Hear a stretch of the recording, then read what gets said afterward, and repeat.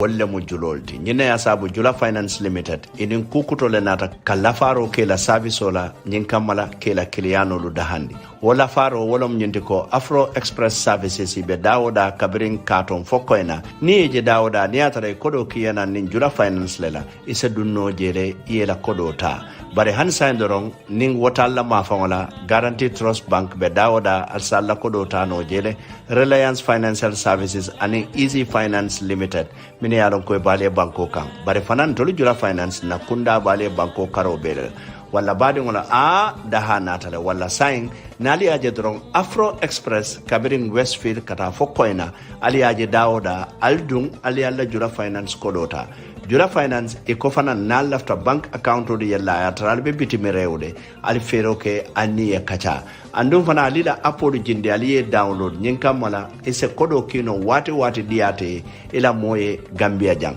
bare manna da wala fana ni lafta credit kola nyin network on membe Gambia wala ni lafta cash power wala kila moye Gambia nka nyimbe kalele wala Jula Finance ntolo fana mu nyonta on leti tonya banko julolu siatale bare julolu nyaton kolu wala mun tolti Jula Finance Limited.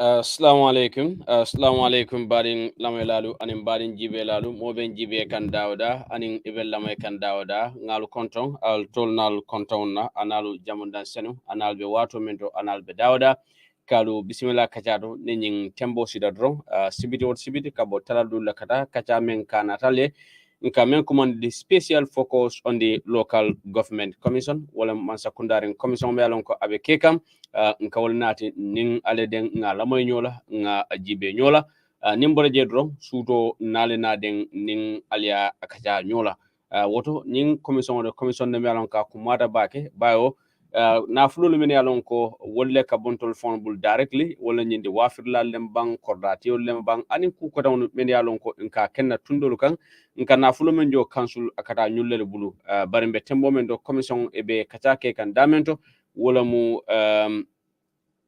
KMCD bi be sedo men natla wala mu karamo fati mi alon ko ata mu sedol ti mi alon ko ay sedaro ke ata nyin commission nyi nyatiru na dron be menkela sita nga nati karamo fati ay sedaro mi alon ko ay wala ke commission de dron ning bota je dron nimbore jedron sudo ning alsina den nga kacha nyofe ning karamo fati sita.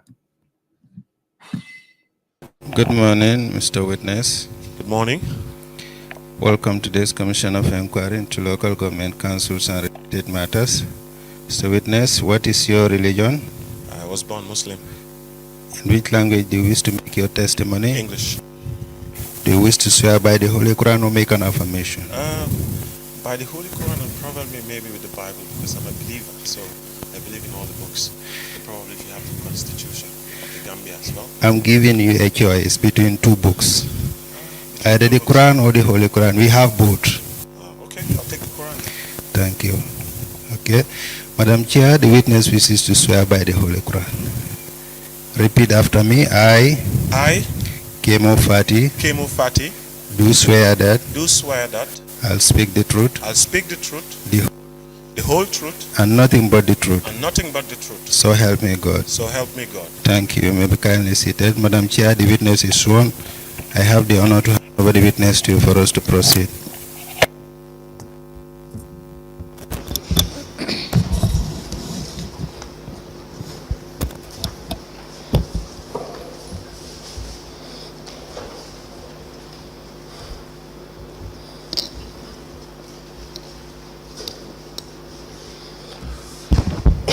Good morning, Mr. Fati. Good morning, Madam Chair. Yes, you're welcome. Thank you. Council, we can proceed. Yes, thank you very much, Honorable Chairperson. Good morning to all the commissioners, Honorable Secretary. Mr. Fati, good morning. Good morning, Council. Yes, can you please tell the commission your full name? My name is Kemo Fati. Mr. Fati, what is your address? Bakote. And your occupation? I'm a conservationist. Can you please define what you mean by conservationist?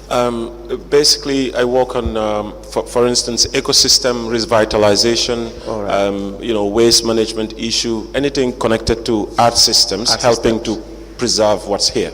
All right. Thank you for that explanation. And you work or used to work for KMC? Which one? The Cardiff Municipal Council. Do you still work for the Cardiff Municipal Council? No, I don't.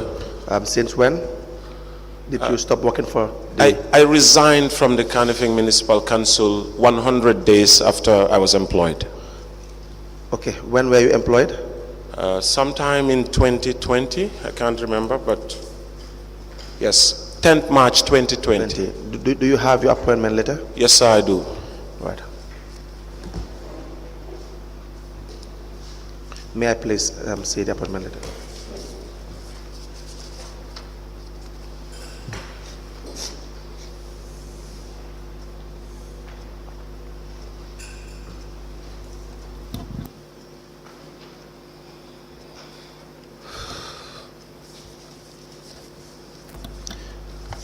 So we will be applying to have this admitted.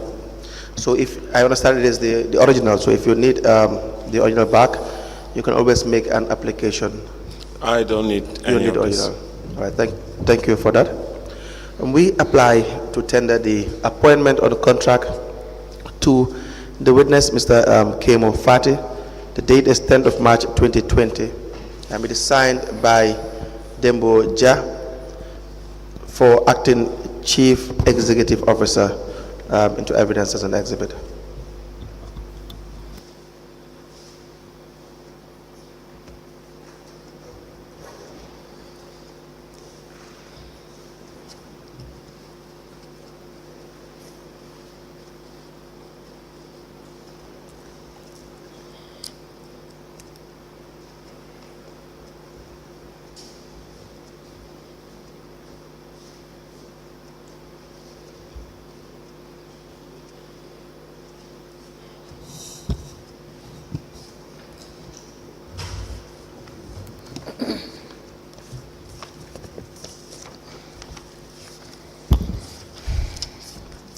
A letter dated the 10th of March 2020 with reference KMC/HR/001 addressed to Mr. Kimofati Bakote KMC. The letter is from Kanifing Municipal Council with the subject appointment on contract. The letter is signed by Demboja for acting Chief Executive Officer. It is copied to the Lord Mayor, Establishment and Appointment Committee, Director of Finance, Director of Audit, IT Manager, Project Manager 1, and Executive Secretary. This letter is admitted in evidence and marked as LGC/KF/KMC/001. As the Commission places, can you kindly run us through your educational background, sir? I started at Old Joswang Primary, grade 1. I moved to SOS at grade 2. Lived in Bakote, SOS Primary School grade 2, and grade 3 I went to Bakote proper. And Bakote proper was grade 6. Grade 7 I went to Kotu Junior, Munazamat, Al-Dawa Al-Islamiyya. And from Kotu Junior I went to Nusrat Senior Secondary School, and that was grade 12. And from grade 12, I didn't do any more academics. So basically, I was employed, and I did a professional course on ACCA, and didn't finish. I think I stopped somewhere in between. I think I just earned a diploma or something, but I wasn't interested in accounting anymore. So that's basically my education. All right, thank you. You recall giving a statement to the investigators? Yes, I do. We will give you a copy of the statement. Please go through it.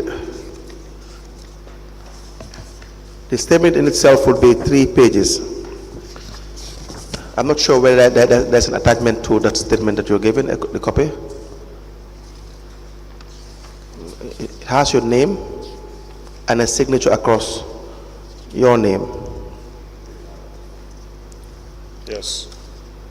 We would want to know whether there was a statement that was obtained from you by the investigators. Yeah. Right. This Thank is you. it. Thank you. Counsel, are you admitting it with the attachment? I'm not sure whether the one has attachment. Let me confirm. Okay.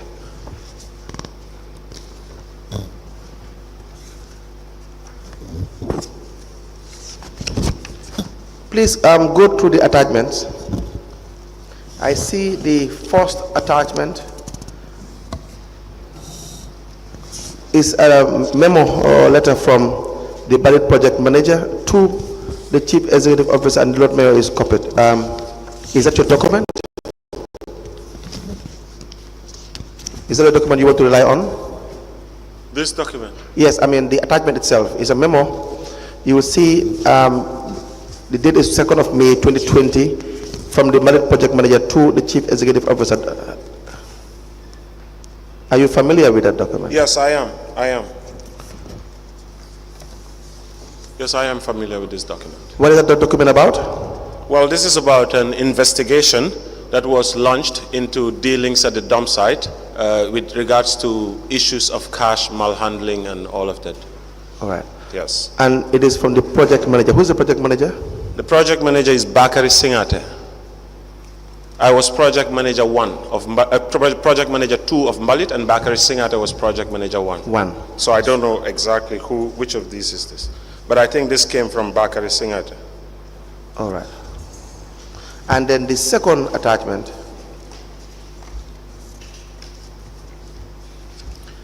is a report on inquiry. I am reading as it is written. Report on inquiry. Have you seen that? From Kemo Fati, project manager 2. Yes. What is the document about, sir? Well, I wrote this, I think, in response to there was a letter sent to me by Demboja, Yes. the HR. Yes. So I have been reporting cases of fraud and things like that, but nothing was done. So later on, when an incident came when I was involved, then action was taken against me to write why disciplinary action should not be taken against me. Okay. So this letter is me writing to say disciplinary action should be taken against me. Okay. Do you want to rely on this letter as well? Would you want it to be admitted? Yes, I would think so. Most of these things I haven't read them because it's been a while, but I still would like to go through. But these are my documents that I've written, and it's correct. Yes. Do you have the letter that Mr. Jah wrote to you? Yes, sir, I do. Okay, so we'll extract those documents from the statement. We'll have the statement admitted. We will probably, after your testimony, give you time to go through the document. Yeah. And refamiliarize yourself with it.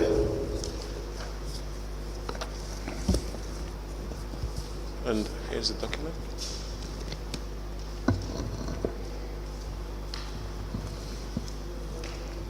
Yes, this is the one written to me in the query. Madam Chairperson, we will only apply to have the statement admitted. The second document is identified by the witness as being a document that he authored, but we will give him time to familiarize himself with that document.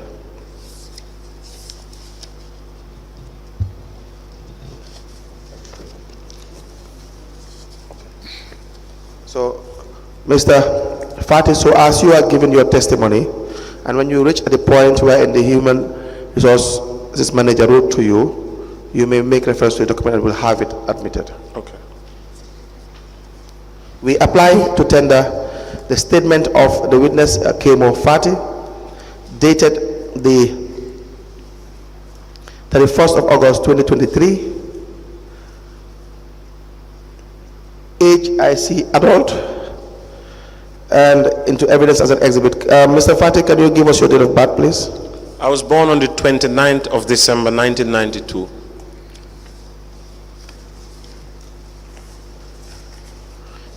Into evidence as an exhibit, Madam Chairperson. The witness statement dated the 31st of August 2023, is admitted in evidence as an exhibit, and it is marked as LGC/KF/KMC/002. As the Commission places. Now, tell us about your employment or your subsequent appointment as Project Manager 2 for the Mbalit project in KMC. I've been working at the Bakota Dumpsite well before, for a while, since the time of Yankuba Koli, almost for 3 years. Right. But I was just volunteering because I lived in the SOS Children's Villages myself my whole life. So it was just close by. So it's somewhere that I'm always going, registering scavengers. So I've been working there consequently. And there was a time that, many people come to visit. Sometimes we even do protests at the site. So this is my involvement at Bakota Dumpsite. So after the mayoral elections, we have a new mayor. I was summoned to the Environment and Sanitation Committee because Lord Mayor Talib Bensouda has met me on site during my volunteer days, and I took him through the site to explain to him what are some of the things. And so as all the other people who came to inquire on the site, both business prospects, anyone who wants to know about the site, basically I take them through.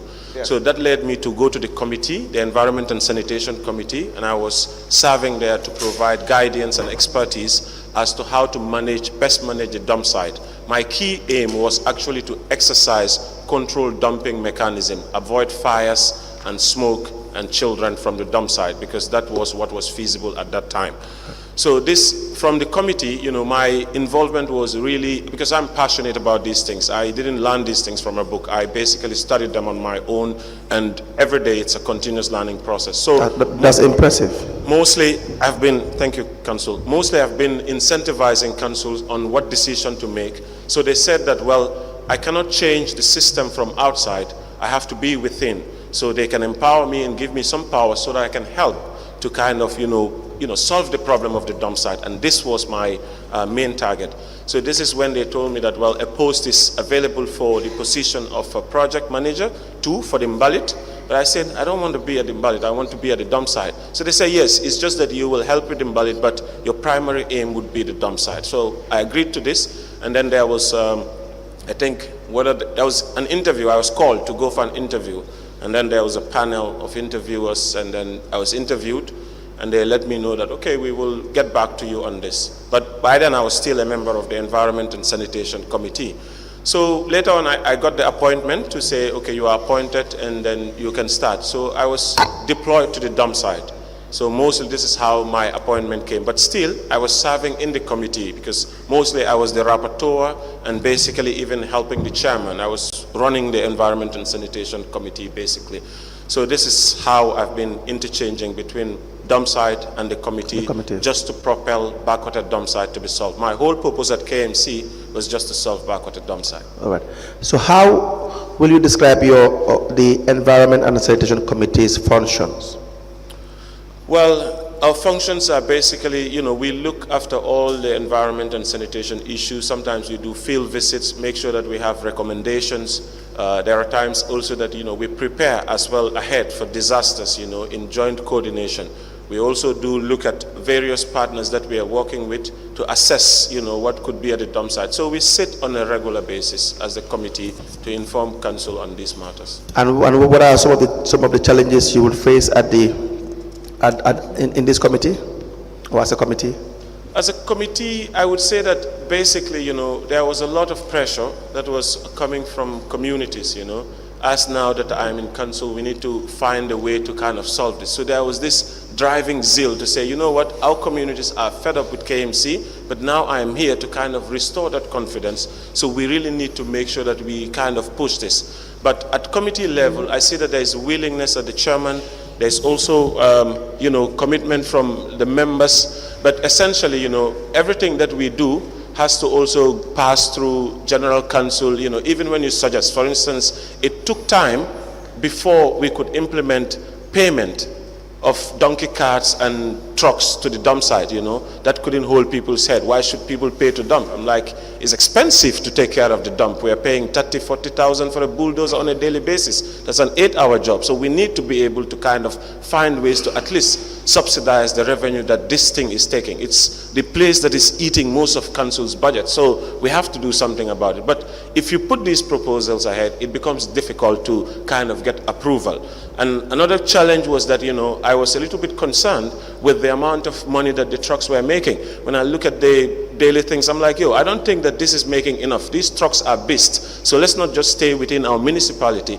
Abuko gets a higher sales simply because they are touching some areas of Brikama Area Council. So if Brikama Area Council don't have cars, let's enterprise this and let's get out there, collect and make sure that we are able to use these cars to the best efficient way. Otherwise, they will roam here, get spoiled, and at the end of the day, we will not be able to put back the money. No, the committee and councils will say, no, this is for the people, it's not to be overused. There was a lot of challenges with regards to decisions that we want to take as leaders, but you have to always respect these hierarchies that, okay, this is, public thing, so it has to go to the people that we elected so they can decide what decisions we take. So these were some of the little challenges at the committee level.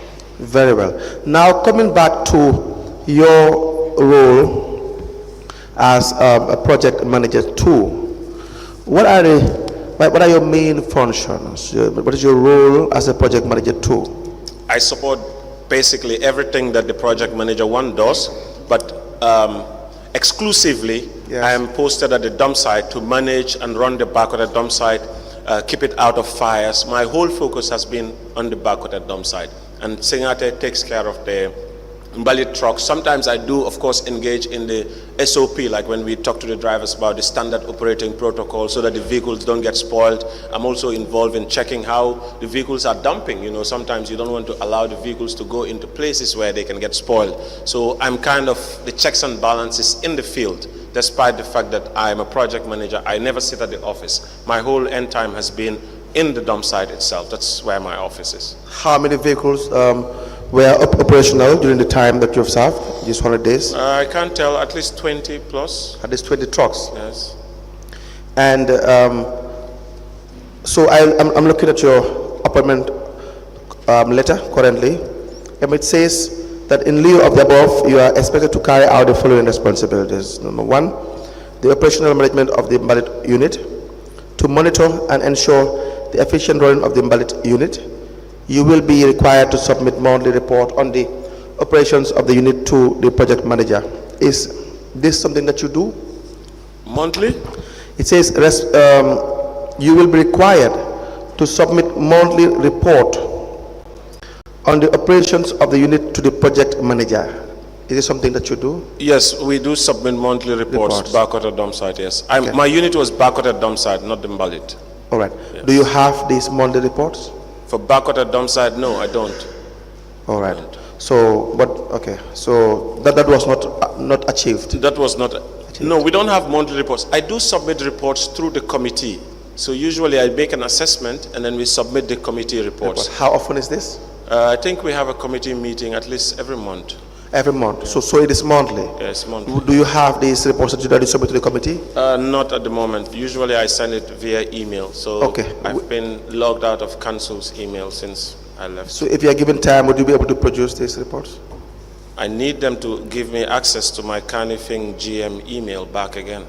Right. Honorable Chairperson, it will apply that the Commission orders that the Carnifing Municipal Council will give access to the witness, Mr. Kemo Fati, to be able to access his email to print out these reports. And who is handling the issuance of access rights to the email? Illiman. At that time, it was Illiman. And which department does it serve? IT department. And who is the current IT? I have left council years ago, madam. I don't know what's going on. Do we find out who is the head of? Okay, let me just give an order with respect to the head of IT. Head of IT, and probably we will also at our end request the committee's chairperson to submit the record sent by the witness.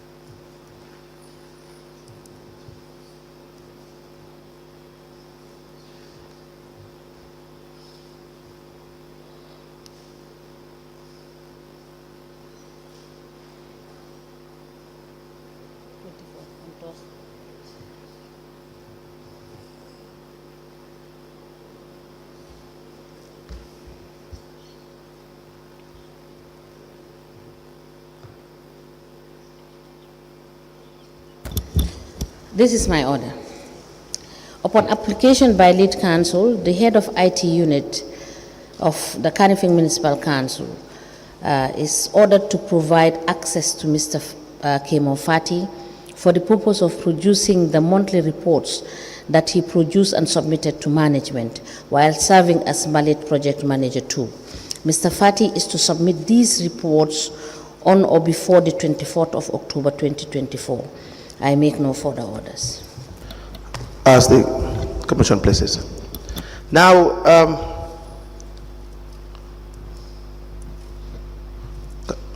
can we proceed, sir? Yes. Now, in your capacity as a project manager too, in relation to the Malit project vis-a-vis the Dumpsite, which you are primarily focused on, is that correct? Yes. What was the structure, especially at the Dumpsite, in relation to managing the Dumpsite? Who is the head, who follows, and what structure do you have, the accounting structures you have as at the time you worked there? Yes, so at that time you have the dump site manager, which is myself as the project manager. Then we have dump supervisors, we have the cashiers, those are the ticket collectors, and then we have also the security as well. Now, what is the role of the supervisor? The dump supervisor? Yes. Yeah, that is facilitating for the vehicle movements, where to dump, also checking, the bulldozer, where do we have to clear for us to dump. So that's basically what they do. And the cashiers? The cashiers selling tickets to the people coming into the dump site. Do you know the various type of tickets they sell, or at the dump site itself? I understand some people have trucks that will come in, or yes, donkey carts. Can you tell us more about the revenue lines in relation to? So at the dump site we have tickets for each category. So if you have a small piece of bag, there is a price for it, maybe $10 C. So if you have a tricycle, there's also a price for it, $50 C. Donkey carts, also the same thing.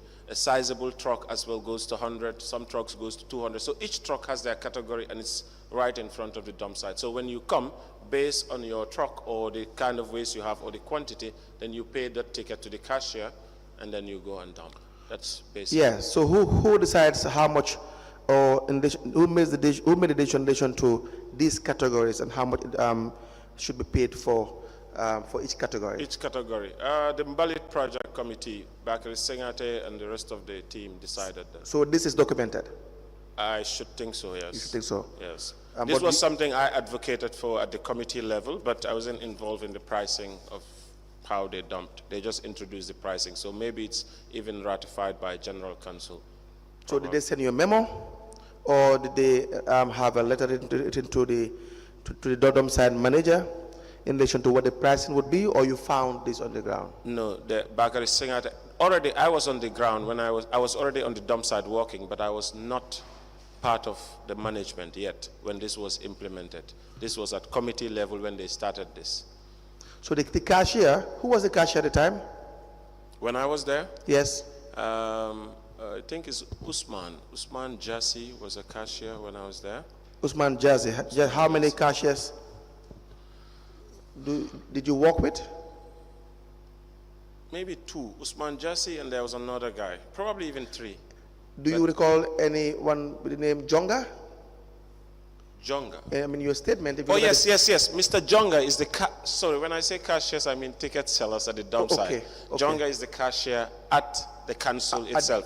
He's our almost the project accountant for the Mbalit. Okay, so he's you have cashiers within the Dumpsite itself? Payment collectors, I'll call them. They take the money, so I call that cashier, yes. So Jonga is the main guy that looks after our accounts. So all monies go to Jonga. So from the cashiers right on the ground, or the collectors? Yes, collectors, yes. The collectors, and then the money goes all the way to Jonga, to Jonga. Yes, yes. So do they keep cash books, the collectors on the ground? Of course, they keep cash books. Each of them? No, I think we use one cash book. One cash book that records the daily sales. Every day what is being made is being documented. So who has custody of this cash book? It should be the security of the Dumpsite, the principal security. So sometimes, I don't know, there were two during my time. First there was Tumbul, sometimes, okay, the issue is I have had problems with the security on the Dumpsite. Yes. Because the Dumpsite, there is minimal kind of corruption there.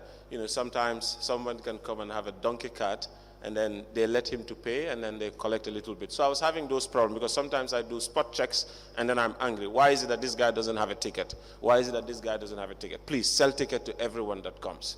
So I have those small push and pull. So sometimes I know Tumbul doesn't like me because he thinks I'm just witch hunting him. Who is that? Tumbul, one of the chief securities. Yes. Yeah, he was my friend. Sometimes we even have several confrontations. But it was just that, I was trying to ensure that, we are pooling in resources, because I see that, the level of cash that we were making was growing. So I had a feeling that, we could even make more. So I was trying to kind of prove that, this can even be self-sustaining without any. So that's why I was being so hard on them. But sometimes, it's not really a problem when they come. They just allow one person to dump. They take $30 or so and buy attire. It's not significant. So this is why my presence on the ground is even generating those kinds of revenues, because without that, they can continue to do that every day when I am not there. Larger scale. Yes, and it became a chain walk. So everyone at the dump site started to kind of retaliate against me. This boss is evil. This guy is always following everyone. So that became the problem at the dump site. Naturally, Mr. Fati, if you intend to fight corruption, what do you expect? Yes, but to make enemies. At this point, they were my juniors, so I didn't expect to have problems. They wouldn't like you? Yes, but the issue was what made me angry, why I had to retaliate, Council, was because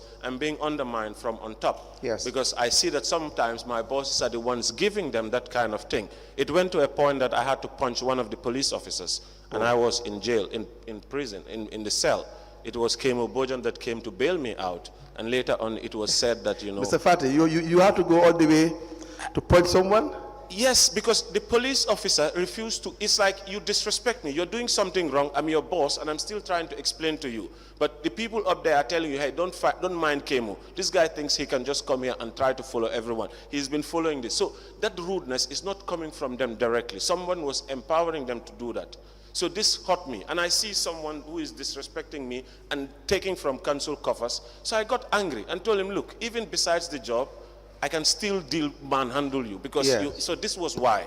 So and I regretted that definitely, because naturally, it was not in my thing to take the law into my own hands. But it's painful when you leave your high-paying job to come to council. My mother told me, why are you leaving your job? I said, well, when the mayor calls you for a job, you should assume that is the president. This is state duty. So whatever I'm paid there, the SOS children, the people who suffer, theirs is much more important. I've been trying to solve this for a long time. Now they're empowering me to solve it. I'm going to solve it. That's why I am happy. I am happy that you really regretted your actions, Mr. Fati. Probably it only speaks of your character as a person.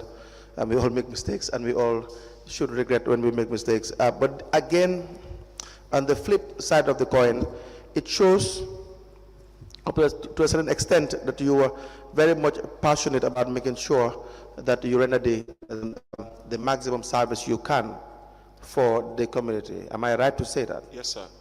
And we will get into the issue regarding the sabotage and some of the what appears to be interference in your job at some point. But just to probably get out the issue regarding the financial structure of at the dump site level, you explained that their cash books would be maintained by the collectors.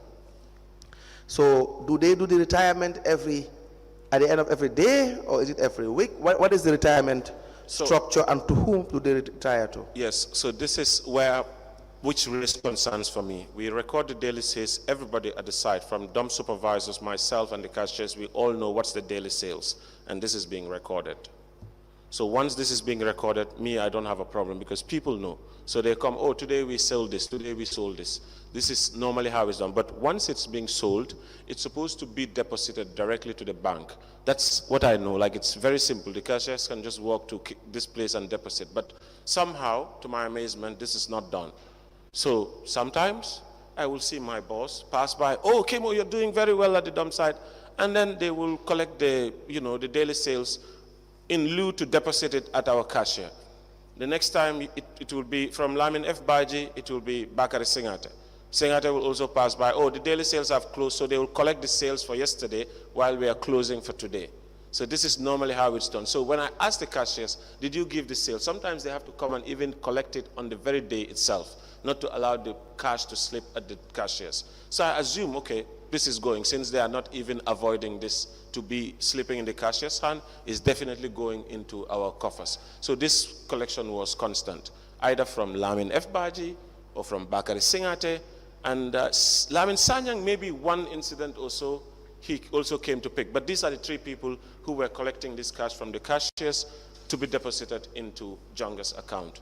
Just to remind us, who are these three individuals? You said the first name is Lamin? Lamin F. Baji is Deputy Director of Services at that time, and Bakari Singata is Project Manager 1, and then Lamin Sanyang was the Director of Services, our overall boss. But what you believe should have been done is to, after the collections for the day, the money can be paid directly to the bank by the collectors themselves. Yes. That probably would minimize money going into different hands, yes, and minimize the risk of corruption. Yes. So you were confident with the idea that the money was not really going to the bank directly from the collector. The dump site, yes. Yes, to the bank. So did you raise this issue? No, I didn't. Is there any reason why you did not? Because I just started working, and then there was no case to kind of mistrust anyone. Council has a cashier. So normally the cashiers there are supposed to go down there and deposit the money to council. So whether bank or not, for me, the idea is that the money is being deposited. I was fine with it.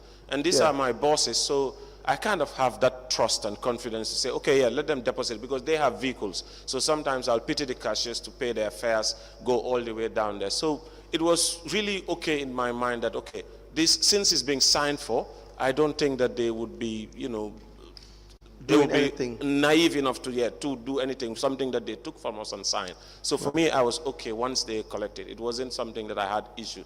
Until the end, when I realized, okay, this quarter we've been working, what have we done so far?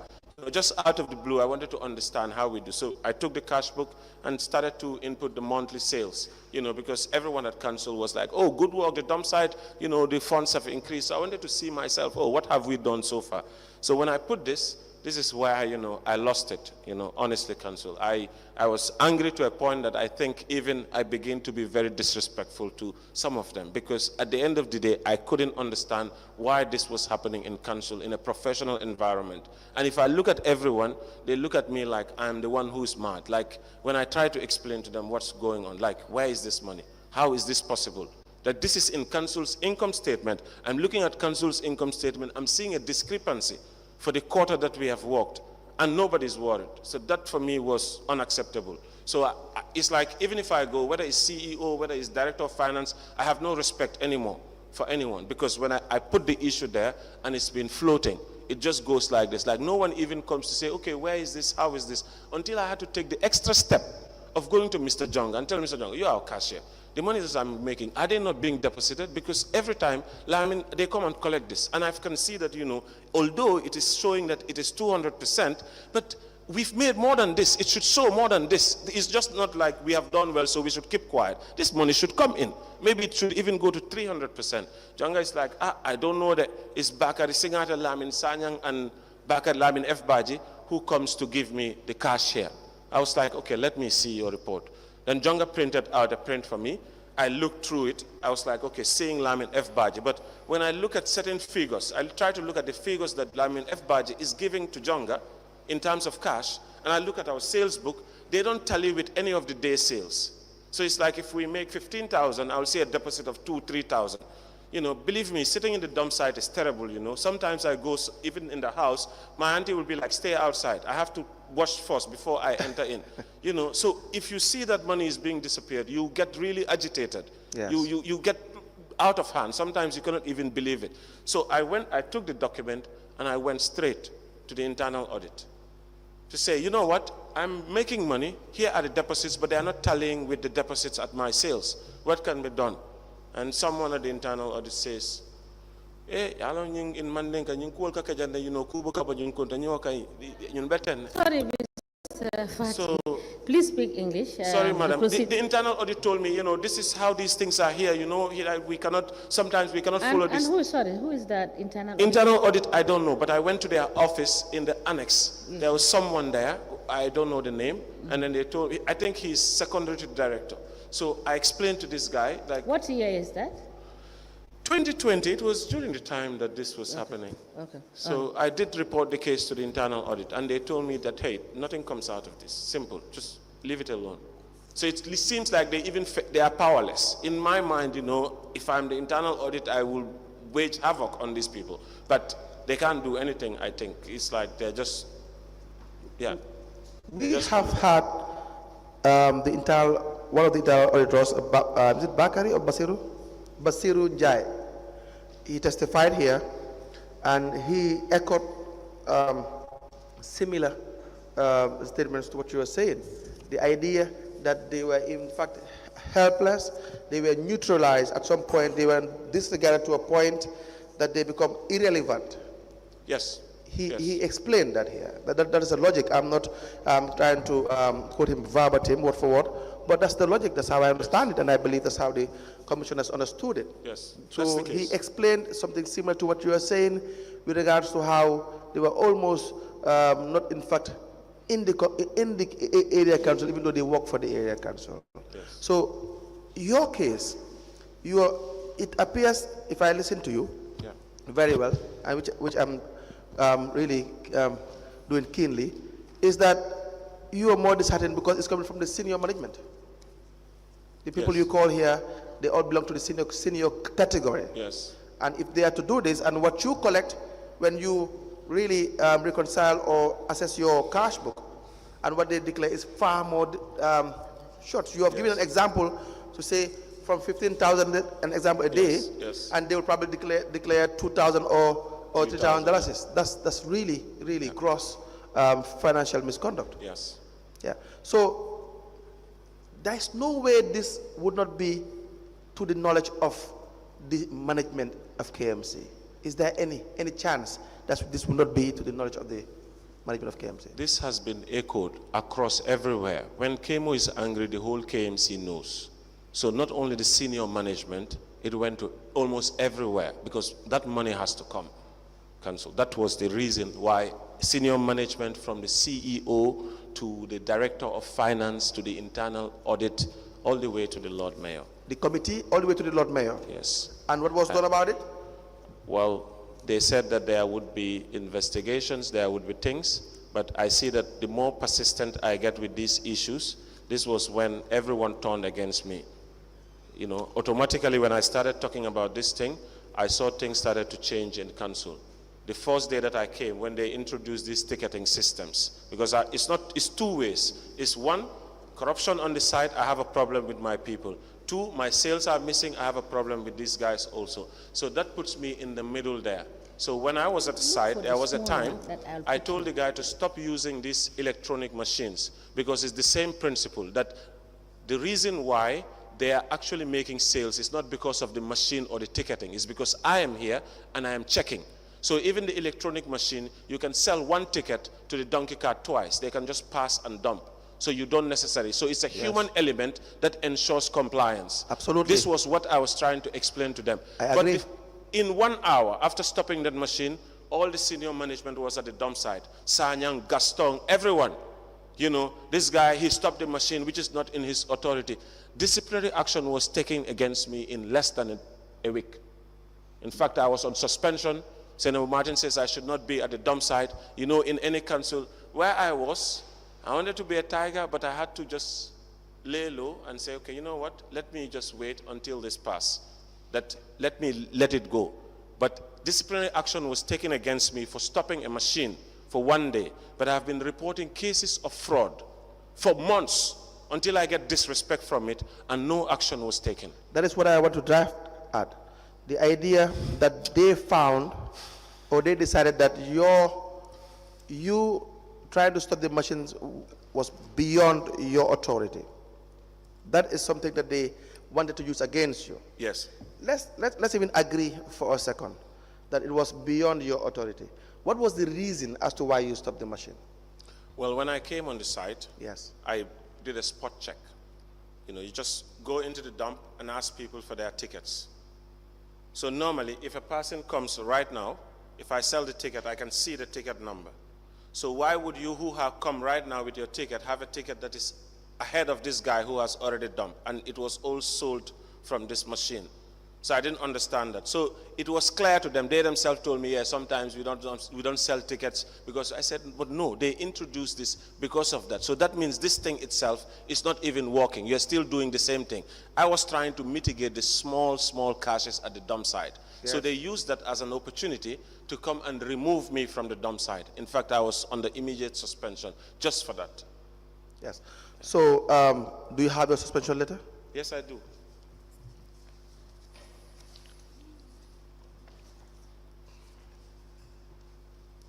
Were you called before your suspension for or to attend any disciplinary meeting? Yes, I was called for a query to explain. The HR wrote to me and asked me to write why disciplinary action should not be taken against me. But it was not just stating with the machine stopping. Once the machine stopped, when Sanyang came to the site, because the people at the site don't like me, they fed Sanyang with information that Kemo himself has taken some cash here, you know, which was cash designated for some kind of activity there. I don't take cash from council for my own personal They have to prove it. Yes. Mr. Fati, I'm not here to defend you. If there is evidence that you have taken cash, I will tell you. I'll be the first person here to tell you that there's allegation against you. I haven't seen it yet. Yes, I mean, this was all part of the allegations. I understand. I'm just saying, just to confirm what you are saying, that if there are substantive allegations against you that you have taken cash, I think I would not spare you. The commissioners wouldn't spare you. And then definitely you will have to answer to that. But we don't have that yet. We don't have that record yet. I understand. I'm just saying that they put it into the query for me to answer why those disciplinary actions should not be taken, should not be taken against me. I get it. So I wrote back to the HR to tell him that disciplinary action should in fact be taken against me, because I did something beyond my authority. And after that as well, I want them to also take disciplinary action on the fraud cases that I have been reporting for far too long. Let us not allow handling of council's resources to just go like that. So you agreed with the fact that, yes, I have stepped beyond my authority. Yes. Take disciplinary action against me. Yes. In that regard. Yes. Within that scope. Yes. But don't just sideline me. Make sure you do the same. Do the same for all the things I have been reporting this issue for a long time. You failed to take any action. Yes. And you felt that it was the motive is far beyond just the issue regarding you stepping beyond your boundaries. Is that correct? Yes. May I please see the This is suspension, and this is the query.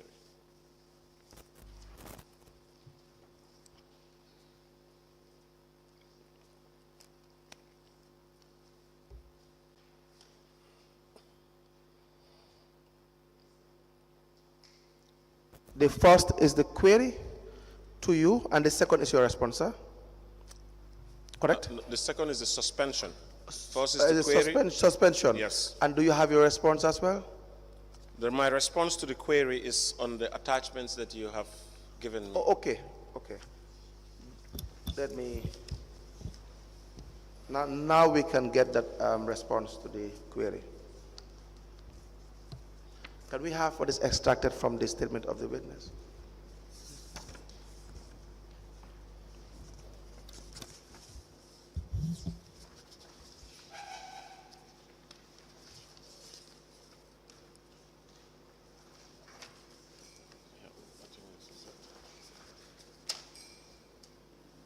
I sign it? Wait. Let me sign it, please.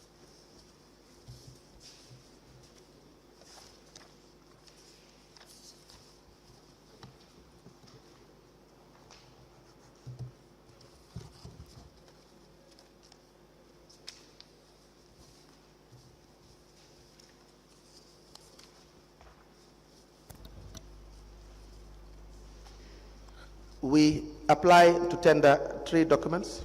I believe it's 4. 3 documents. The first is the letter dated the 26th of August 2020, addressed to the witness Kemo Fati from the Human Resource Manager. The date is 26th of August 2020. The second is addressed to Kemo Fati from Human Resource Manager, date 28th of September 2020. From the subject is notice of suspension. Both letters are signed by Demboja for the Chief Executive Officer. The third one is the response of the witness with the heading Report on Inquiry. It's signed by the witness Kemo Fati. These are documents to be admitted into evidence and marked accordingly, Honorable Chairperson.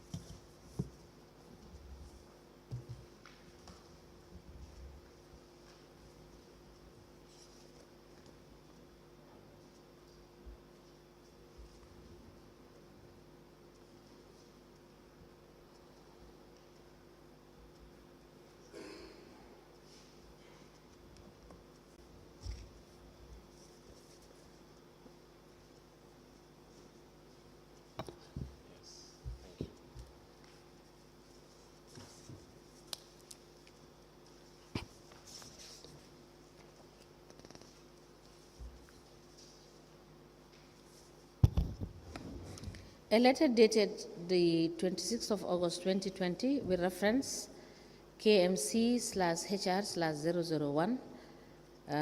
It is addressed to Kemo Fati and it is from a Human Resource Manager and the subject is query. The letter is signed by Demboja for Chief Executive Officer. It is copied to the Lord Mayor, Establishment and Appointment Committee, Director of Finance, Director of Services, Project Manager 1. A letter dated the 28th of September 2020 with reference KMC/HR/001 addressed to Mr. Kemo Fati from Human Resource Manager, subject notice of suspension. It is signed by Demboja for Chief Executive Officer. It is copied to the Lord Mayor, KMC, Establishment and Appointment Committee, Director of Services and Project Manager 1. The third document has the subject head as Report on Inquiry, and it is signed by Kemo Fati, Project Manager 2. These documents are admitted together in a bundle as an exhibit in evidence, and they are marked as LGC/KF/KMC/003. As the Commission places. Now, what followed after your response in relation to the disciplinary actions, the issue regarding the reports against you and how you dealt with it, what follows after that? Suspension. I was suspended not to be on the site, and then... For how long were you suspended? I cannot recall. Back in the days, like if I receive notice of suspension, I don't even read. Where I was is like I wasn't paying attention to what they were saying. I was too angry, so I just stayed away from the dump site for some time. So later on, I was called to have a discussion because someone says I went to the site, I don't know. So I was called back again to the CEO's office during that Which suspension. CEO is this? Senabu Martin Sonko. Okay, please proceed. Yeah, so then I was there in the office of the CEO with the councillor of Bakota himself. That really was the reason, that was the day that I resigned. So when I went into that office, and then CEO was seated with Senator Martin, the Councillor of Bakote, and probably someone from the municipal police, And when I went in there, they started to address about the Bakote Dumpsite. I felt like I'm on suspension, and I'm being called again to discuss this Bakote Dumpsite issue. What's going on? Yes. So Senator Martin Sonko's, the way that she was speaking to me was basically, why I really did not approve her anymore. I didn't know anything of her. I liked her. She was a nice person. But the moment I came in, it's as if she has been debriefed to come and deal with me, or to come and, so the way she was speaking to me felt like she was just dismissing me, and she was speaking in very, condescending ways. So I got angry at that meeting. I can't remember the specifics of the detail, but I remember walking out of her office, and just, went straight to Lamin Sajang's office. He was there with Bakari Singate. And I told them right in the spot. I even wrote my resignation letter with his laptop. I told him, can I have your laptop? I want to resign from council. Because it's like this place, we don't want to go forward, so I can't be here. So they offered me the laptop, stood there, watched me write my resignation letter, and then I just went and dropped it at the CEO's office. And I received my acknowledgement at least even after 2 weeks, because it was written, so you don't even get any response back. After a month or so, the person with the way book, someone that delivers the letter, had to beg me to receive the letter afterwards. He has to come and even meet me somewhere, please, this and that, take this letter. I was like, I don't have a problem with you, I have a problem with council. So you have to go back and tell those people to come to me. So this was how I left during the suspension. I never got to return back, because I felt like if you stop me from going to Bakote Dumpsite, it's a big disrespect. I've worked there 3 years without your pay when you were not there. So how comes you just sit today and decide that I'm not on that side? When there are crises, I get into the wastewater. So if I am stopped from being the side, no matter what minimum, you can put me on suspension, keep my salaries, but you can't keep me away from Bakote Dumpsite. If you do so, that is not coming from the team on the ground. That is coming from my bosses, because they would be the only people who would not want me on the site. So this is why I hated Senator Martin immediately, because he had somebody's discussion. I assumed, because she has no reason to kind of address me in that way as a new person who comes and is looking at issues. Yes. So this was my resignation time. Okay. Do you have your letter? Yes, I do have my resignation letter.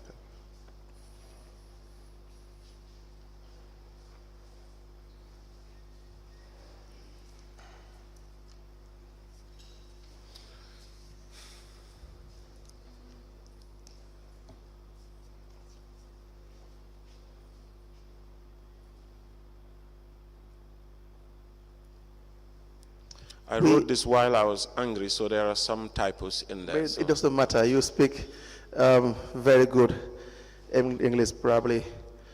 So definitely, it doesn't matter at all. We apply to tender a letter of resignation from the witness, Kemo Fati. The date is 20th of October 2020. Addressed to the CEO, the Carnifing Municipal Council, into evidence as an exhibit. This is the photocopy. Do you have the original? No, you don't. All right, thank you.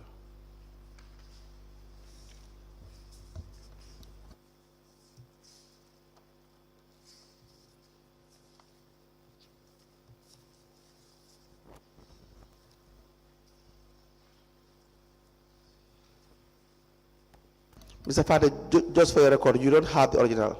It's just for the record, yes? No, I don't have the original. Thank you. I think council should have the original. I only wrote one of this. All right, thank you for the information.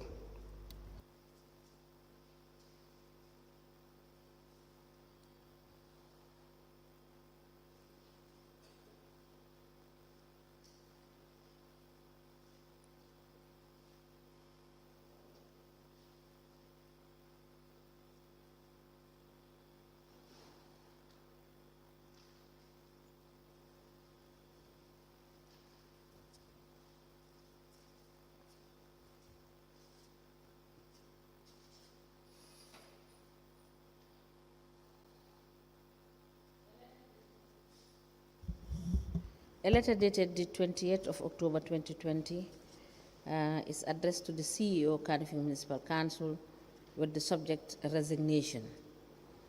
The letter is signed by Kemo Fati, Mbalit Project Manager 2, and it is copied to Human Resource. The letter is admitted in evidence as an exhibit, and it is marked as LGC/KF/KMC/004. As the commission, please. Now, on my part, I have 3 issues I want us to discuss, and then I will hand you over to the commissioners if they have any questions. I may apply that you be given another date after I've reviewed some of the documents you have tendered to discuss some further issues, if any. And also, if you have some issues you want to talk about as well today before you will be discharged or may be discharged. The first issue is captured in your statement. If you turn to the second page, you've already discussed all the issues I'm going to ask you, but then just for clarity. I don't have my statement. Can we have the copy of the statement, give it to the witness? It's okay, I think you can carry on. Yes, so you can just follow. It is in relation to when you were explaining Mr. Jonga, the cashier at the council headquarters in charge or in charge of collecting revenue from the collectors? Yes. Where you said, for instance, the third line, I went to the cashiers, yes, specifically Mr. Jonga, to directly inquire about why our sales figures were not aligning as they should. Yes. To my astonishment, Mr. Jonga candidly revealed that Bakari Singate, Lamin F. Fati, I've already said this, and Lamin Sayang were the individuals responsible for delivering cash to him for deposits. He further explained that he merely recorded the amounts they provided him without proper oversight. So the statement goes on, and you said at some point that this revelation was quite alarming as it seemed to indicate a serious lack of accountability and transparency in the financial process. These individuals' ability to handle funds without proper checks and balances raised serious concerns about their integrity, about the integrity of the financial operations at the dump site. Despite my efforts to highlight this issue and take proactive measures to rectify the situation, it became apparent that there were entrenched dynamics at play that hindered my meaningful resolution. Now, this particular phrase or paragraph or sentence, can you explain what you mean when you say that there were entrenched dynamics at play that hindered your meaningful resolution? Well, what I meant by this is that, you know, when you go to Jonga, there are some things that somebody will tell you. I can't just come and say, okay, this is what they say, or I cannot substantiate it. So it's like, I will just understand that, okay, this is the case, but I am not at liberty to kind of say it because I will not be able to justify it or say. So it's just quote unquote hear and say. But when I look at the issue critically, Lamin F. Baji, Bakari Singate, and Lamin Sanyang all work in the same office on a daily basis. And this is something, this cash is, they all know. Sometimes Bakari will pick it up for Lamin, Lamin will pick it up. So it's, for me, it felt like this is a teamwork, and I should not kind of put my nose too much. I should just stick to what I know from Jonga. So this is my whole, you know, case with this. Yes. The other issue was in relation to the discrepancy, where you said this disparity between the immediate action taken against me, yes, and the lack of attention to the missing $270,000. You've already explained this. Yes. But now you have been more specific with respect to a certain figure that could not be accounted for. That the lack of attention to the missing $270,000 in sales left me disheartened. Now, it is confirmed that they know that there's an amount of $270,000 that was outstanding that they could not account for, correct? That you mean they know, or I don't understand? Yes, you were explaining that there were discrepancies. Yes. That, of course, you examined the cash book, and then, as opposed to what was recorded, Yes. or what is declared. Yes. But for this issue specifically, there was a time where an amount of 270 was missing. Yes. was missing. Yes. Now, Did they know about this? Was this to the knowledge of the management? Yes. Please tell us about how it got to the knowledge of management. How it got to the knowledge of the management. I spoke to Lamin Sanyang about this, that this is there. He told me, yes, we will check it. It will be, Bakari Singate was the first person I told, the project manager. Yes. Because I have access, sometimes he shares the income statement. He asked me, you know, the input for the income. So we have a cost center, Dumpsite. So usually I produce these figures. So it was, when I saw this, I told them, well, what we make at the Dumpsite is more. But they still try to tell me, no, it's okay, the Dumpsite, you're doing well. They try to praise me that the revenue has increased 200. I said, no, still, there is this money there that is missing.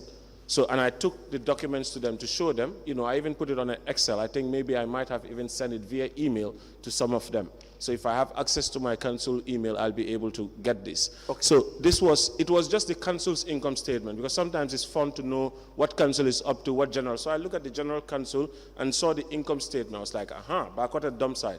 So when I saw the figure, it was like, hold on, this is not what we made. Then that's the time I checked on the Excel sheet that I made and realized that this is different from council's income statement for the quarter that we have worked for. Like, it's been grossly understated by 270 something plus change. It's like, okay. Then I explained, like I said, it went to everyone, even including the director of finance. Everybody, almost even junior staff, know about this missing money. You can't take Kemo's money and nobody knows about it. I come to inquire about this. I'm at the Dumpsite, but if you see me in council, they know that problem is coming. Like, this guy is coming here for this. So from Lamin Sanyang to Bakari Singate to even the director of finance, they are all aware of this. So, and nothing was done about this? Nothing was done about this. How about council? Council was aware? Council, the general council? Yes. Well, I wouldn't know because I don't sit at the General Council, but the chairman of the Environment and Sanitation Committee is aware. Yes. Yes, so I'm pretty sure that the committee is responsible, has a responsibility to, yes, to transmit information. I should assume that it's there, but this council. issue, everyone at Kanifing Municipal Council knows this. No exception? No exception. The last issue is in relation to the last paragraph of your statement on the second page. You said, however, this resignation led me back to the initial environment committee. Yes. Summoning Lamin Sanyang, is it summoning? Yes. Summoning Lamin Sanyang revealed mayor's desire to remove me from the committee, as it was the only portfolio granting me authority to summon the director of services for matters. This realization affirmed my belief that the personal interests rather than the well-being of the Gambian people were guiding their actions. I chose to dissociate myself from the situation entirely. Upon my resignation, I returned to the initial environment committee, hoping to address concerns related to Lamin Sanyang. However, it became increasingly evident that my presence was not welcomed by certain parties within the council. This suspicion was confirmed when it became apparent that the mayor was intent on sidelining me from the committee. Here, you were explaining what your relationship with KMC. Yes. The idea that you have resigned from your appointment.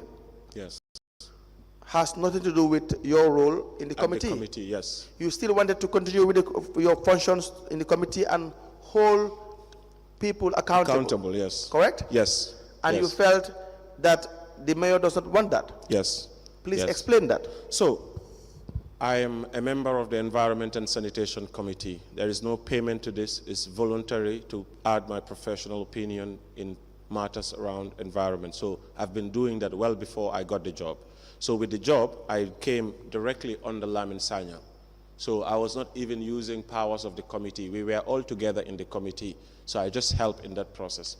But after this incident of this corruption, me coming after them, and then I resigned from the council, that's when I was not allowed back again into the Environment and Sanitation Committee.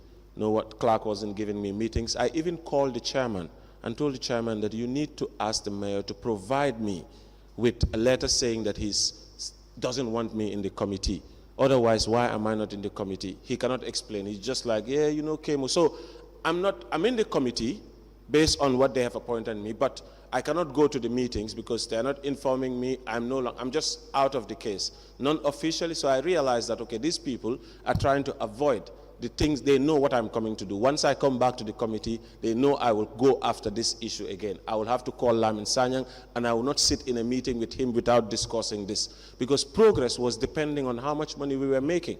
So essentially, if the mayor is aware of what I have told him about this, and the finance is aware, everyone is aware. If I come to the committee, it's the same thing. The committee is... Did you say the mayor is aware of what I have told him? The mayor is aware of these missing funds here. Yes. Yes. How is he aware? I told him. I informed him. You informed the mayor directly? Yes. About this missing funds? Yes. Is it in person? That I cannot remember. But I know that he did take even action against this. There was something that he told the management and all of that, director of finance, everyone, there should be somewhere where this is written. Yes. But still nothing was done about it. Nothing was done about this. Now, please proceed to what you were explaining. So when I can't go back to the Environment and Sanitation Committee, this is where I've lost it with the mayor. This is where I was really sad about, because for me, my job there was to help get the back of the dump site solved. So if I'm there in that capacity and I see that because of one reason or another, he even asked me, why didn't you ask me before you resign? I said, no, you are here when I'm going through all these things. So at the end of the day, I cannot. And the key person who's right next to you is Lamin Sanyang. So what do you expect me to do? I'm not a child born today, so obviously I cannot go to you and tell you that the person sitting. What do you mean when you said the key person that is next to you is Lamin Sanyang? Like, because the director of services, it was important for us to actually solve this dump site. This dump site was the mayor's headache. We had to keep the fires out. In fact, the dump site being the mayor's headache has actually proved my professional opinion against all of the consultants that have come to this backwater dump site. For far too long, I've been arguing with consultants that fires are not started by methane.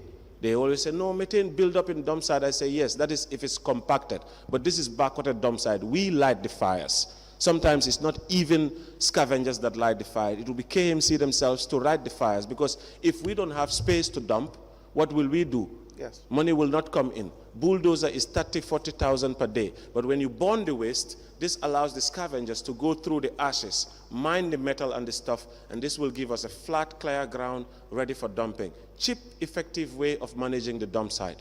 So everyone disagreed with this, but today we are more than how many years? There hasn't been a single fire there, because I have put forward a system for controlling fires. If we see a small fire before it spread, why don't we eliminate it? Sometimes rubbish can come with fire. Small charcoals that are in there, they can incubate. There are many causes, but we have to be vigilant, double security.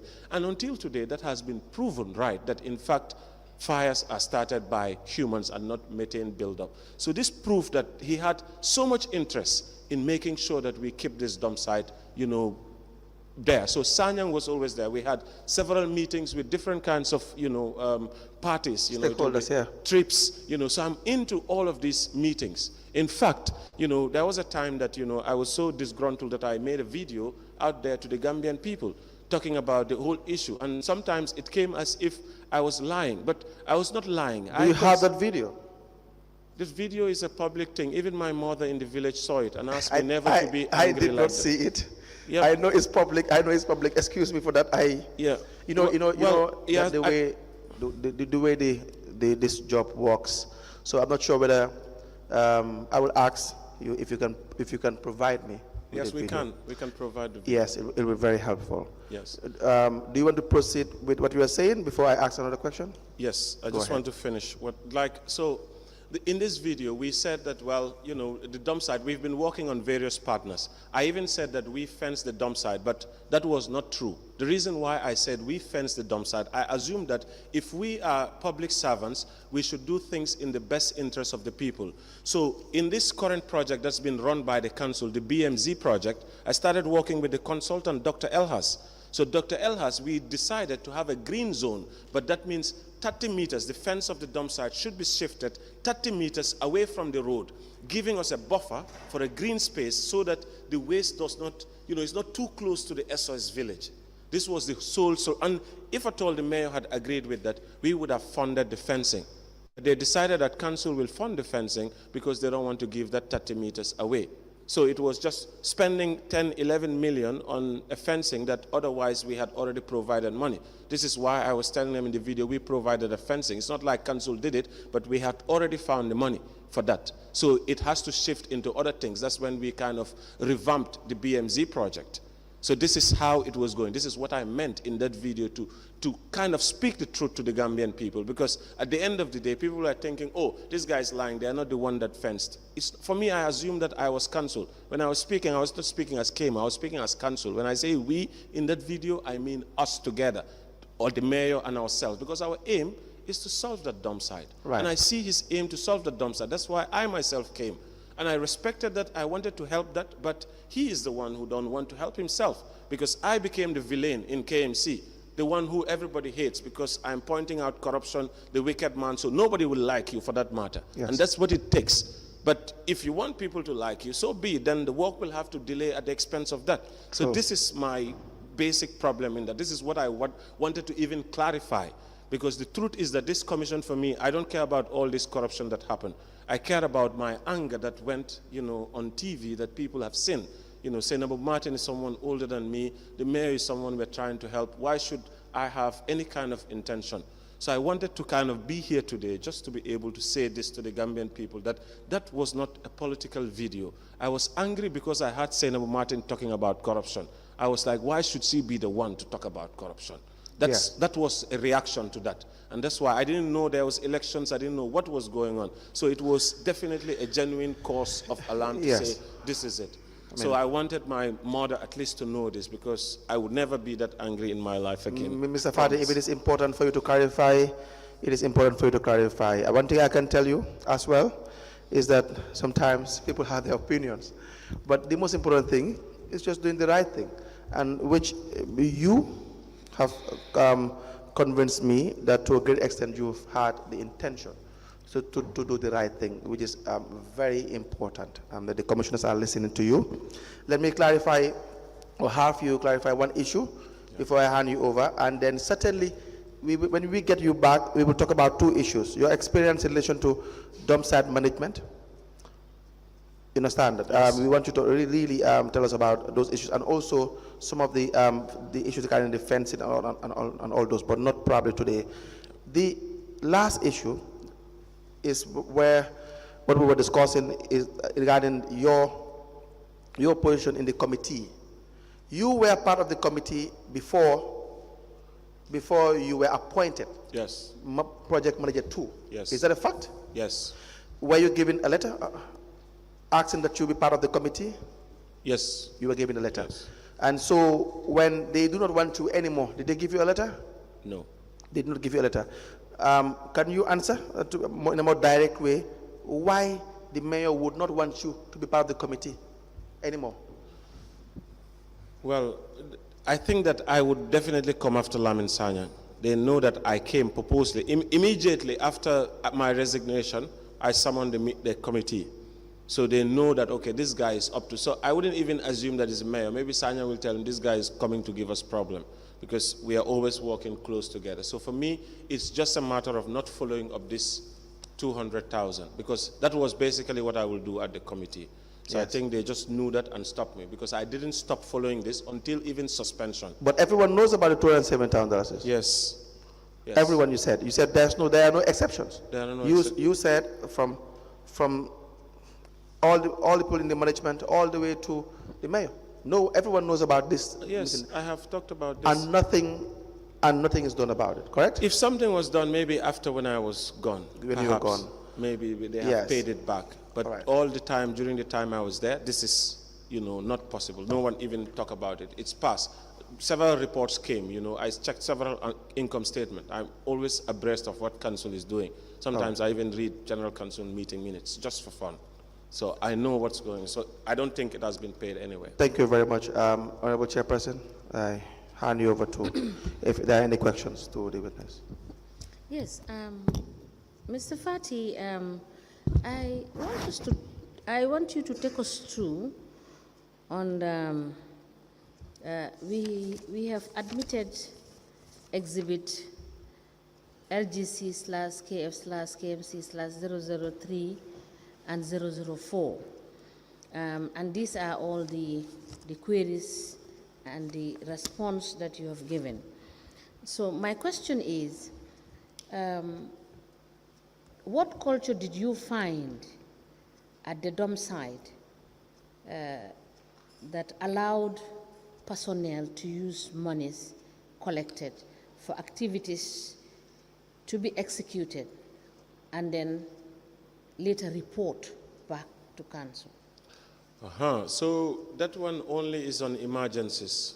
That is when we have fire outbreaks, so we need septic tanks, because sometimes, because it's a rubbish, if fire starts and you don't take immediate action, before you realize it overpowers you guys. So at some point we cannot wait for council to do all of those things. So we just call, and then they tell us to get septic tanks to bring water. So when they go to bring water, they come, the cashier records and pays them cash directly. Yes, I have listened to your evidence which you have given passionately. When you came in at the Dumpsite, did you proffer any advice as to how to use the funds when it's an emergency situation, through a process wherein you will note that this is how much, and you will also note the process of granting approval for the usage of these funds? Because we have noted that so much fraud is being committed in the guise of using the funds for emergency situations. Yes. And the financial manual of the councils clearly indicate how the process is when you want to use funds for emergency purposes. Yes. And we have challenge in finding whether councils are following that protocol in spending revenues. But we haven't gotten any evidence to that effect to show that really the finance department, particularly the director of finance and finance officers, follow procedure as provided for in the manual. What is your take on that? Well, I would say personally, I'm not interested in how they generate. I'm just looking at the petty cash, and that's where I would say I would pay attention, 10,000 and below for normal expenditures. But what you're saying with emergencies, I've always had complaints around the Dumpsite as to how, maybe a Kanjura would come with a bag of money and be paying. Sometimes I don't even see the people receiving, signing, and sometimes a lot of cash for the laborers and all of those things. So it's just like cash goes out, but nobody signs. So even when fires are off, everybody gets like 200, 400, 300. But there should be at least somewhere where we sign and say this is it. But I think maybe they take a bulk amount from there and come to the site and then try to spend it on the tankers and stuff. So the cash that I'm talking about at the dump site is very minimal. This is petty cash amount. We're not talking about using cash. It's just 200, 300, or at most $1,000. Hang on, you have said a petty cash of 10,000 and below. Below, yes. This is what, being project manager too. yes. Were you authorized to spend money below 10,000? No. You were not giving. No, I was not authorized to spend any money. So, but you did spend money without those authorizations? Once, yes. How much money was that? $7,000. $7,000. Yes. So when you expended, what did you expend that money on? Well, it was with regards to an Ecotech event. You know, the guys that use the machine, Yes. they said that they will provide the funding for that, so we need to pre-finance. So it was not even our thing. So I told them, okay, you can take it from the sales, and when Gaston brings it, he can give you directly back the cash. It was not like I took it. It's just to say, okay, let's use this for this, and Gaston will refund this. That was the only incident. Yes, we will deal with the issue of Ecotech Yes. when you come back in detail. I just want to be clear about this $7,000, Yes. which has been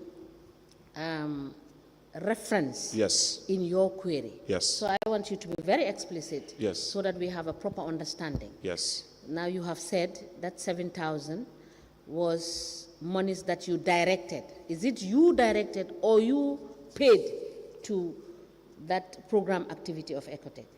Yes, it was something that we paid directly. I think they No, used no, no. it. I really want to understand. I wouldn't be able to remember exactly, but Okay, I think that that's fair enough. the cashier Yes. can tell you what the money was used for, because I signed for it to say, okay, let's use it for this Ecotech program. All right. Yes, but they will be able to And tell who was you. the cashier by then? Usman Jassi. Usman Jassi. Yes, We'll get Usman Jassi to clear on that. Yes. And it was insinuated in Exhibit 003 Yes. that you instructed the collectors not to use the machine. To stop using the machine. To stop using Yes. the machine. Why?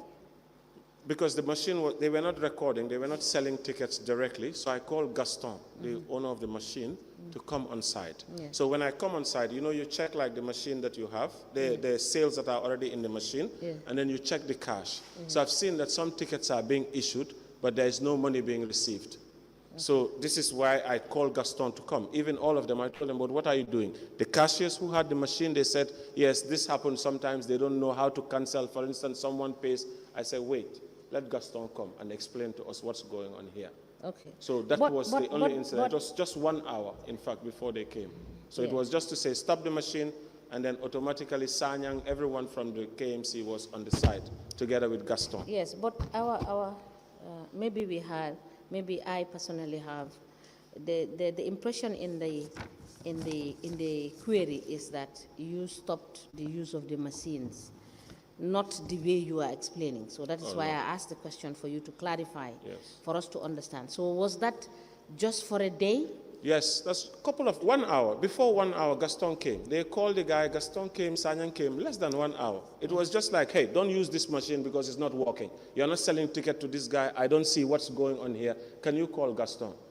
No, don't stop using the ticket. They called the guys not to stop using. Sanyang came with his pickup. They all came there. And this was automatically how I was out of the Dumpsite. Yes, so now just like that. you also spoke about the security using the cash book. Yes. Is that correct in your opinion? The security. Yes, you said sometimes the security. They secure the books in the place. They will make entries into the cash book. Sometimes the securities. Is that what you said, or I got it wrong? No, I think that the chief security of the place is responsible for the security of the cash book. We don't just have the cash book there. You also have, you also have registration books there, government books. So all that is under the head of security, which at that time was Tumbul. So even if you sign in the cash book, the cashiers know how much they collect. But then everything is secured by Tumbul. So they will sign in their book, and the cash will be delivered to Lamin F. Baji. Generally, I wasn't involved in the cash issues. I was just managing the sales. So basically, Bakari Singate will provide the tickets. I don't even know how much ticket books are being given. My job is to ensure that every person who enters gets the ticket. So it's not like I am responsible. This is the cash book tickets. These are the number of tickets. No. They handle their tickets and their cash transactions. My job is tickets that are being sold on a daily basis. What is the sales? And making sure everyone who's entering is paying. So from there, I just need to know the amount that was made, and then they give the cash to them. So my involvement in the cash was just not there, because mostly I'm in the waste itself. Okay. Now, we have noted that people that dump some certain waste come very late in the night. How do you account for those dumpings that are done around that time? And have you had any experience of getting these people? Because there is a particular situation where a person dumped expired goods. I think that is where all these issues arise. Yes, from, right? yes. So what can you tell us more on that issue? I don't think that there should be no dumping once the dump site closes. So this is a general rule. So far I'm aware, you cannot come and dump something there at night without. So you have never had experience? We have had experiences, but these are mostly people who come late. You know, like when a donkey cart goes, and by the time they come, we are already closed. So mostly it's a few of them, you know, that dump, and then it's not wasted. But when you close, do you reopen when it happens that these people come in late whilst you have closed? Yes. You reopen and readmit them? Yes. Into the dump site? Dump site, yes. Sometimes they even come, but they park their whole donkey cart there because they cannot see inside the rubbish until morning. So there has been cases maybe when it's dark, we park them until the morning, then they go and dump. So this is what has happened. But I don't think there are instances when people come to dump expired goods at night, because there's a process when you have to dump expired goods. We need to have the presence of food safety. We need to have the presence of the NEA, yes, so that they can verify and do this. We did have one incident, of course. This is with Banjul Breweries, and they wanted to dump permanent organic pollutants, about 1 million beer bottles. I think I did circulate a public video to ask that we have 95% Muslims, and why do we have 1 million beer bottles? But this case was that, you know, we had these bottles being dumped there because they wanted to kind of press it over. So this whole thing was negotiated by Lamin Sanyang and Bakari Singate, and Banjul Breweries was only supposed to pay a bulldozer and a loader to come and crush the bottle. So when I came on site, and they just called me to tell me, okay, our trucks are coming to dump these bottles. So I got very furious with them and asked them, why should you have to dump anything in my dump site without letting me know? These things are not coming to the dump site. And then that was the time Sanya wanted to get angry. I told him, well, these are permanent organic pollutants. Tell Banjul Breweries to go to the NEA and let them come and find me on the site. In the meantime, I do not want to speak to any of you, and these bottles are not going to be dumped here. But were they eventually dumped at the dump Yes, site? they were eventually dumped. Because and what precautions? Because you said, yes, you have just said that they are pollutants. I'm coming to that. Yes. So when they went back to tell Banjul Breweries that they cannot dump these bottles, I went back to them and told them there is a suggestion that I'm making. If Banjul Breweries wants this dumped, NEA has recommended that they go all the way to Mansa Congo. And if they go to Mansa Congo, the cost of transporting each of these vehicles to Mansa Congo is a high cost. So I have a quick solution for them. If they can provide council with a grass crusher that we can then mix with this LPD plastic, we can make pavement bricks from these crushed bottles and just try to use and make at least a shed for our scavengers there. So I wrote the project immediately. It was about 1.3 million, 1.2 million, and Banjul Breweries gave us a check immediately for this. So that's why they were dumped there. So I was supposed to basically... So what was that project implemented, as you said? That project, we were sidelined, madam, because Green Up Gambia was supposed to implement that project. I had a team of 3 people on site with an MOU with council, and they were supposed to pay each of my members 3,000.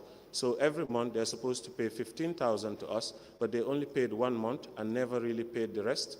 And we never really know also how that project ended up. They said the glass crusher was this, and by then I have already left. I did inquire later on, they still say the money is there, but the bottles are still there, probably the waste is covering some of them, and not enough care is being given. Ever since I left the dump site, it's just a matter of fact that there is a fence around it, but there is not enough care. We're still at square zero. The groundwater at Bakote, Manjai, is polluted. People cannot drink their water, Madam Chair. We will come back to all of that. So thank you so much. Yes. Mr. Fati. Yes, sir. Thank you very much. We have listened to you, and a lot of issues have been raised. The point is, let's look at some of the issues. For example, the fire outbreaks. Do you know that if waste is being dumped for quite some time, because of the heat, the biogas could spark the fire? So majority of the fires, yes, it could be caused by the reasons that you said, coming to dump with some little fire or being enlightened by the community, but the majority is caused by biogas. The amount of gas at the Bakote dump site, if extracted, is enough to supply the KMC with enough cooking gas. I'm not sure if you are aware of that. Yes, sir, I'm aware of that. Yeah, okay. So therefore, we look at that one. I would like to make a clarification on that. Yes, please, come back. The biogas is just general gas that come from decomposition of organic matter. Of course. It's predominantly methane. So if methane is in an open place, it just evaporates and goes into the atmosphere and causes more climate change. It's more potent than even CO2. Methane is worse, but it cannot spark itself. That's the thing. Even if methane builds up, like in the back of the dump site is a landfill, sir. I have observed this and I have numerous arguments with various consultants across. If methane is sparking, I want to understand why is it that for 5 years now, there is almost no fires there. When I was there in my time, we've put control dumping mechanism. I've assessed this. And the only reason why there is fire at back of the dump site is clearing is a problem. That's the only reason. And fire is the fastest way. I made this logical conclusion after 1,000 days of observation. All right. Let me come back to that point. I don't want us to exchange arguments. What I'm simply saying is scientific. We have conducted this research at the IVL Research Institute in Sweden because we had a project to close the Bakote dump site and the Mile 2 dump site just to make it transition points. And Tambana was supposed to be open so that we will fix in an incinerator so that we generate electricity from domestic waste. I don't want to get there, but these are facts and research that we have conducted, both locally and internationally. The other point I want us to look at is, have you ever worked with an Indian company who promised to change Bakote dump site into a financial institution? An Indian company, and the KMC signed a contract with them. Did you ever work in that project? No, sir. I never worked with any Indian company. Are you aware? So I'm aware of almost every document concerning Bakote dump site. I'm aware, and even what you have prepared, I've gone through it, and I have very many objections. I have been reiterating this at council. You don't have to object it. No, I mean, in terms of the solution to Bakote dump site, they are making it complex than it is, and this is what has been dragging us for far too long. Yes, let me come. When we have to approach a project, there is a way to approach it, and it should be based on knowledge, expertise, and all that it takes to move it to the next level. Now, did you have an input in the project proposal of transforming dump site to a Bakote dump site to a financial institution that was conducted?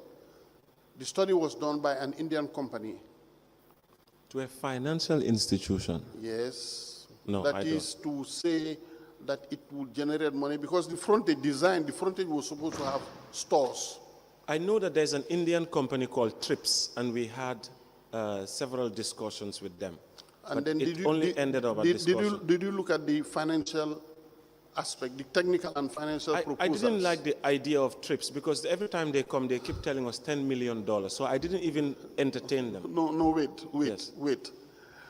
You saw the financial proposal and the technical proposals of the project, did you? I want you to confirm if this is TRIPS.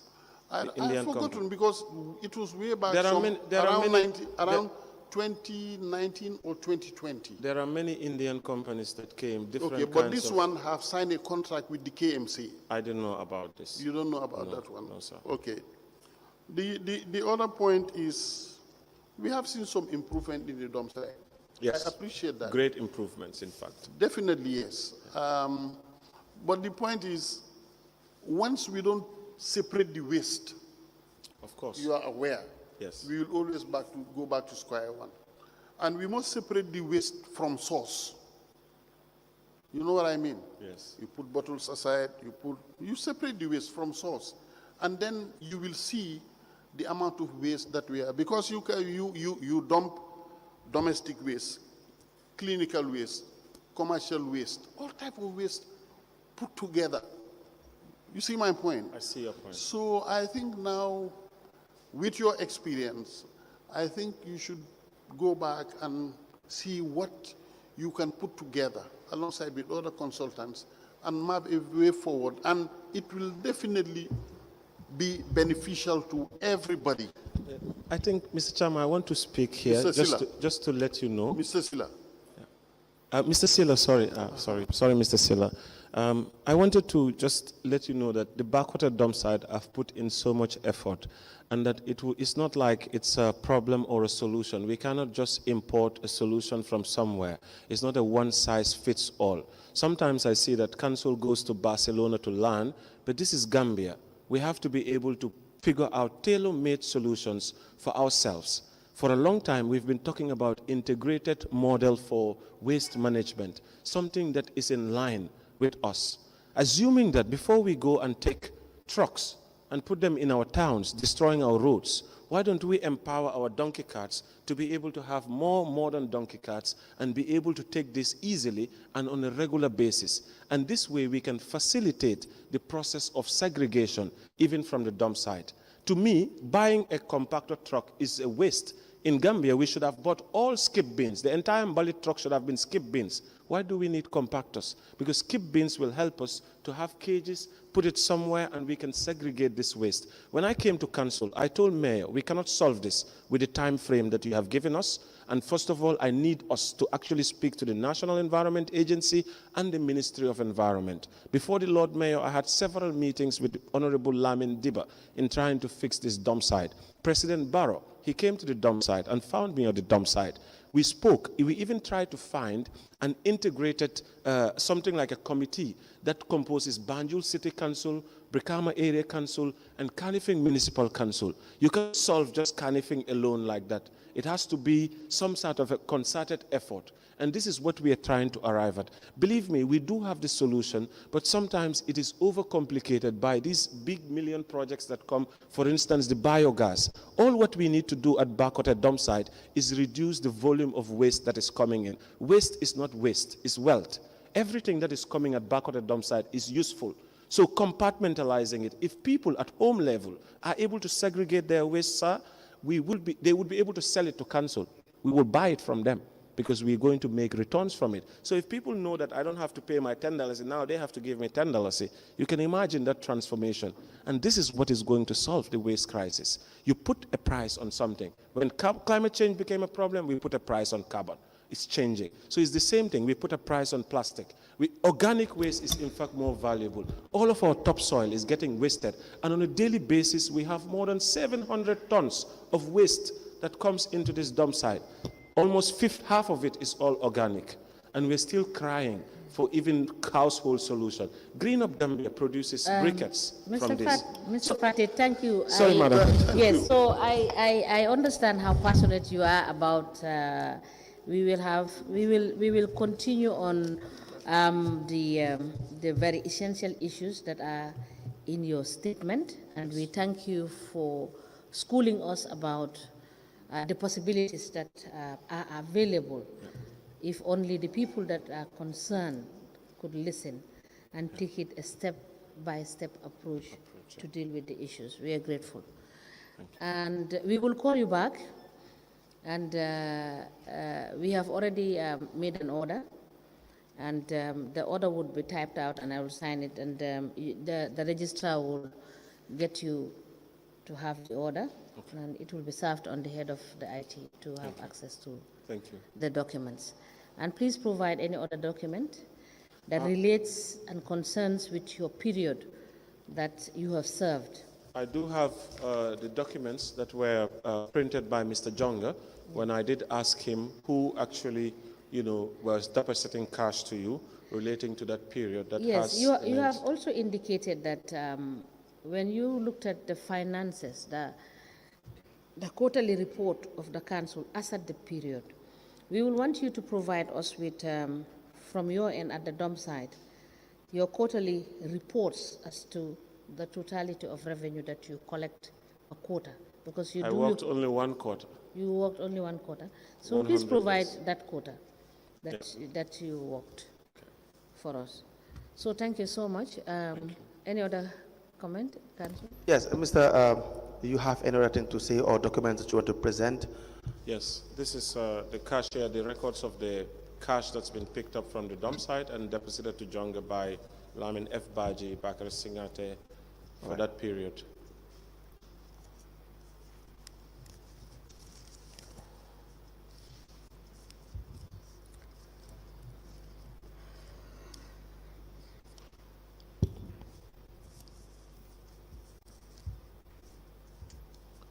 So it is basically the valid revenues. Yes, collection report. Yes. Is that correct, sir? Yes.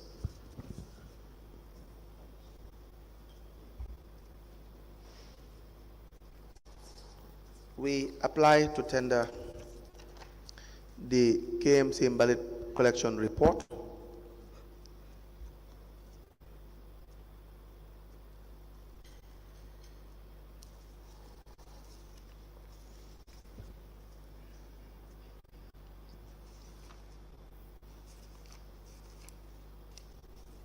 This is from January to April.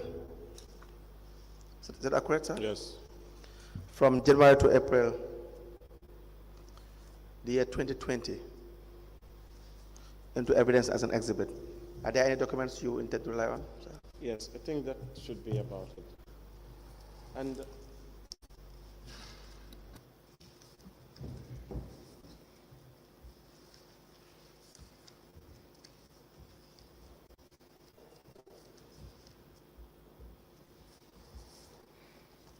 yeah, the other documents are regarding the MOU that my organization has signed with Council, and then they've only honored at least 1 month of what they said that they will do. So I don't think we don't think that's relevant or not. May I please see those documents? Yes.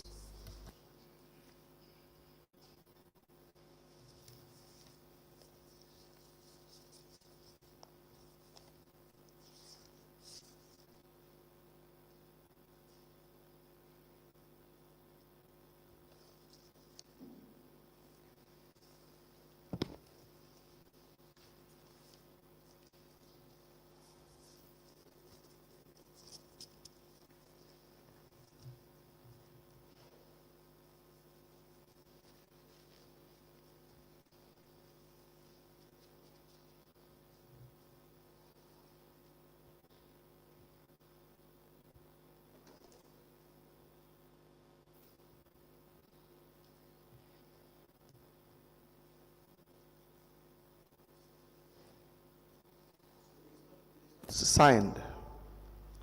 No, the MOU. They have a signed copy. This is just a copy I printed out. I did not have the. All right.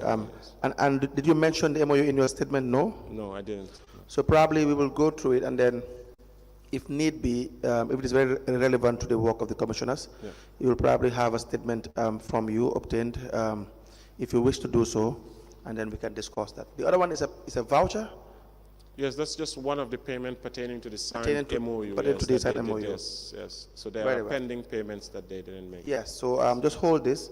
I'll probably, if I were to the investigators, we will examine the document. If it is relevant, then we will obtain a statement from you, and then we can talk about it when you decide. Thank you so much.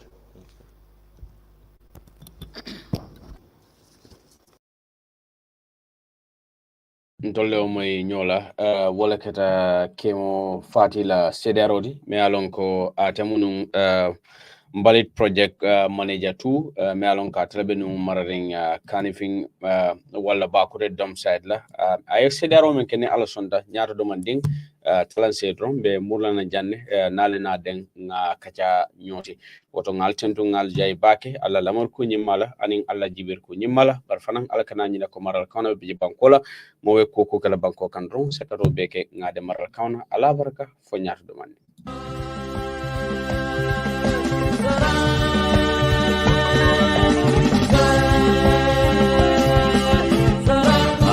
baadiŋolu nkañinde fo waatolu bee la de nko juloolu siyata le bari ka minnu fankumandi juloo la wolu lemu juloolu ti ñiŋ ne ye saabu jula finance limited iniŋ kukuto le naata ka lafaaroo ke la saabisoo la ñiŋ kamma la ke la kiliyaanoolu dahandi wo lafaaroo wo lemu ñinti ko afro express services be daawoda kabiriŋ kaatoŋ fo koy na niŋ ye je daawoda niŋ ye a tara i kodoo kiyana niŋ jula finance le la i se dunnoo je le i ye la kodoo taa bari hani sayin doroŋ niŋ wotal la maafaŋo la guarantee trust bank be daawoda alsa la kodoo taanoo je le reliance financial services aniŋ easy finance limited minnu ye a loŋ ko i baalu ye bankoo kaŋ bari fanaŋ tolu jula finance na kundaa baalu ye bankoo karoo bee le walla baadi ngola a daha natale walla sain nali aje dron Afro Express kabirin Westfield kata fokoina ali aje dawoda aldung ali alla jura finance kodota jura finance e ko fana na lafta bank account de yalla ya tral be bitimi rewde ali fero ke aniya kacha andum fana alila apolu jinde ali download nyin kamala e se kodo kino wati diate